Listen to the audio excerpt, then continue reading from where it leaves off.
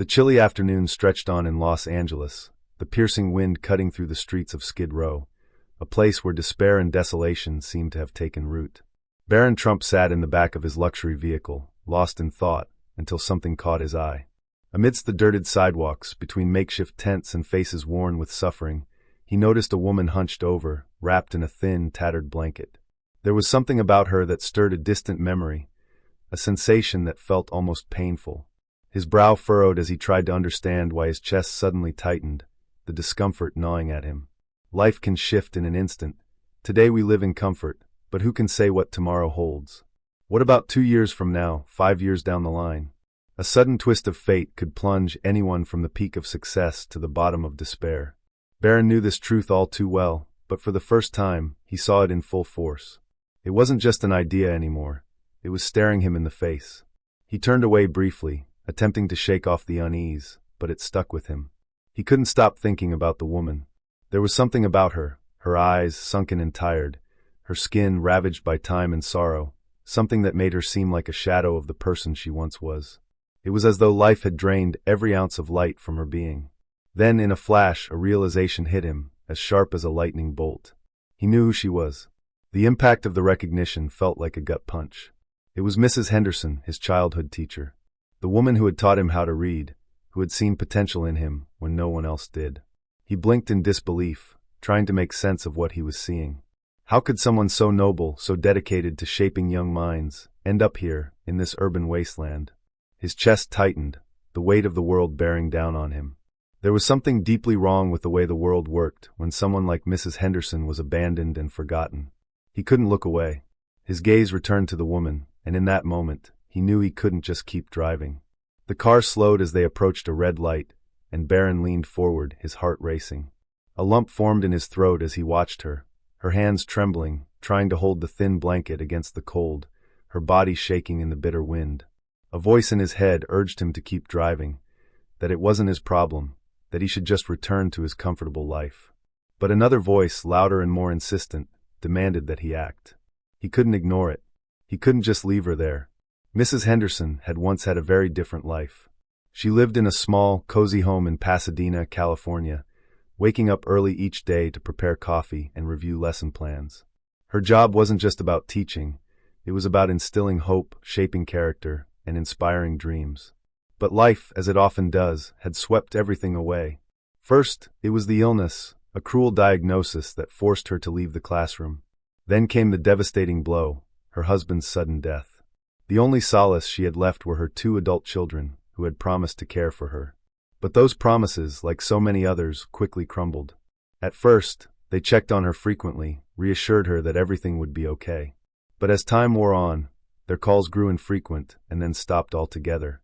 When her health worsened, she was forced to sell her home just to cover medical bills. She believed that her children would at least be there to help her, but when she reached out for assistance, she was met with silence and excuses. They had their own lives, their own problems. The rejection cut deep. That was when Mrs. Henderson realized she was truly alone. With no money, no family, and no strength left to work, despair consumed her. A shelter became her only option. It was a hostile place, filled with screaming at night, constant threats, and a daily struggle just to find enough food. But still she endured, convincing herself that it was only temporary, that she would find a way out. But then fate struck again. A fire tore through the shelter, destroying everything she had left. Her documents, the photos of her late husband, a small suitcase of clothes, all reduced to ashes. That's how she ended up in Skid Row, a place where the last bits of hope are ground into dust. The stench of decay lingered in the air, and the streets were a constant battleground against hunger, cold, and fear. She asked herself, how did I get here? How could a respected teacher, someone who had shaped so many young lives, end up like this? The answer was too painful to face. But the worst part wasn't the hunger, the cold, or the illness, it was the loneliness. Nights in Skid Row felt endless. The cold cut through her skin like daggers, and the hard ground where she slept was covered in dirt and trash. The air stank of urine, mold, and despair. Each night was filled with danger, violent fights, desperate screams, and the eerie sound of footsteps drawing closer in the dark. She clutched a dirty old bag of clothes as if it could offer some protection, but she knew it wouldn't. Danger was everywhere. Fear had become her constant companion. At first, she tried to hold on to some semblance of dignity, avoiding eye contact with strangers, wearing the least torn clothes, trying to wash up in public restrooms. But soon, she realized none of it mattered anymore. The city had turned its back on her, and the world saw her as nothing more than a problem, someone to ignore. Being invisible hurt more than the cold. It hurt more than hunger. It hurt more than the pain in her body. She became a ghost, fading from the world's view. She started to wonder if she even mattered anymore, or if she was just another forgotten soul in the vast sea of misery that was Skid Row. Hunger gnawed at her insides. She never thought a day would come when she'd be digging through trash cans for food, but here she was. The first time she did it, a lump of shame rose in her throat, but hunger was relentless and humiliation became routine. Once in a while, she'd get lucky, a kind soul offering a piece of bread or a volunteer handing out meals. But those moments were rare. Some nights, she went to bed hungry, too weak to even move, feeling her body wither away. Time didn't just strip away her strength. It took her hope, her identity, and her very sense of self. Mrs. Henderson, the respected teacher who once inspired so many, had become invisible to the world. Her voice had lost its power. She barely spoke anymore, only when necessary in a hushed whisper. Her eyes, once filled with compassion and wisdom, now reflected nothing but emptiness. She wasn't sure how much longer she could hold on. On that cold afternoon, sitting on the filthy sidewalk, wrapped in a thin blanket, she had no idea that a familiar face was about to change everything. Baron Trump's car came to a stop at a red light, but his mind was elsewhere. A shiver ran down his spine, and his heart pounded as he stared at the woman on the sidewalk. It was Mrs. Henderson, his teacher, the one who had taught him more than lessons from books. She had taught him about integrity, about believing in himself, about kindness. There she was, broken, forgotten. Baron felt his throat tighten. He blinked rapidly, hoping he was imagining it, but no. This was real. He opened the car door and stepped out, ignoring the curious glances from passers-by. Each step toward her felt heavier than the last. He didn't know what to say. He didn't know if she would even remember him. But he couldn't just leave.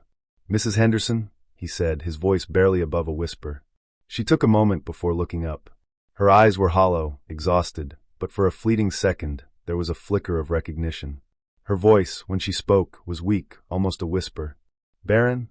Her eyes filled with tears as she instinctively tried to hide her hands, smoothing down her disheveled hair as if she could erase what she had become. But there was no hiding it, not anymore. The pain wasn't just in being recognized. It was in being recognized by a former student, someone who had once seen her as a figure of strength and wisdom. She didn't want him to see her like this. Broken, forgotten, abandoned by the world.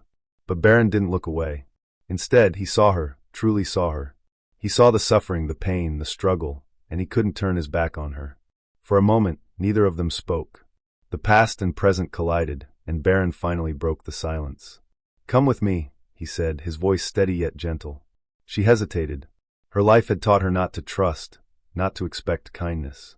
But there he was, a familiar face offering something she couldn't believe.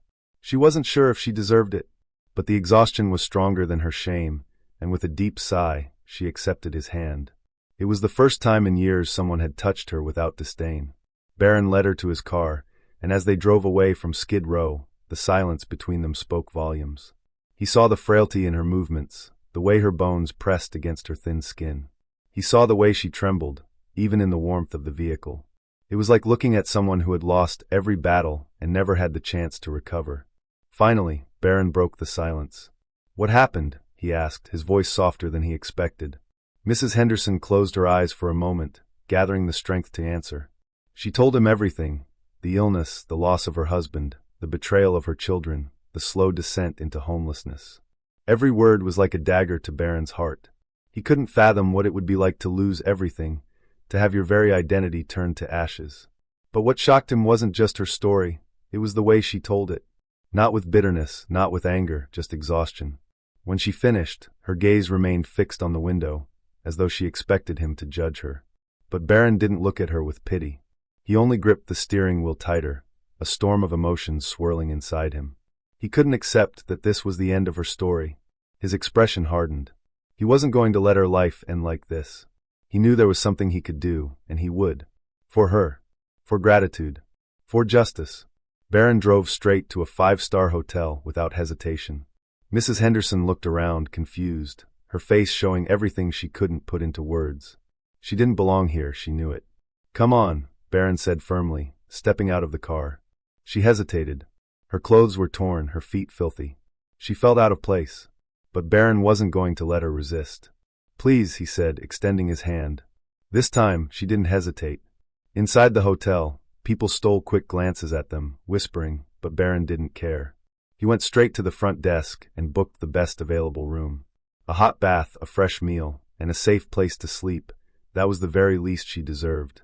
Mrs. Henderson wrapped her arms around herself, trying to hold together the pieces of her brokenness. When they reached the room, she turned to Baron. "Why are you doing this?" she asked in a voice filled with disbelief. Baron smiled softly and took a deep breath. "Because you never gave up on me. Now it's my turn to give back." Her eyes filled with tears. She wanted to say she didn't need this, but deep down she knew she did. She needed it more than anything. She stepped into the bathroom, and for the first time in years, warm water washed over her. She looked at herself in the mirror, barely recognizing the woman staring back at her. When she emerged clean and refreshed, with a hot meal waiting for her, she felt something she hadn't in a long time: dignity. She looked at Baron, and for the first time in years, she allowed herself to believe that this could be real. But Baron knew this wasn't the end. This was just the beginning. He didn't want to help her for just one night. He wanted to give her a future. With phone in hand, he began making calls: doctors, lawyers, social workers. He was going to make sure Mrs. Henderson had the life she deserved. But deep down, he knew something was changing in him too. Something profound. The next morning, sunlight streamed gently through the hotel window, filling the room with a golden glow. Mrs. Henderson opened her eyes slowly, and for a moment, she forgot where she was. The soft mattress, the clean sheets, the peace, it wasn't Skid Row. Baron walked in, a gentle smile on his face. "Did you sleep well?" he asked. She nodded, still processing everything that had happened. In the days that followed, Baron moved mountains for her, securing medical care, finding a safe place for her to stay, and even helping her get financial assistance. But the most precious gift he gave her wasn't material.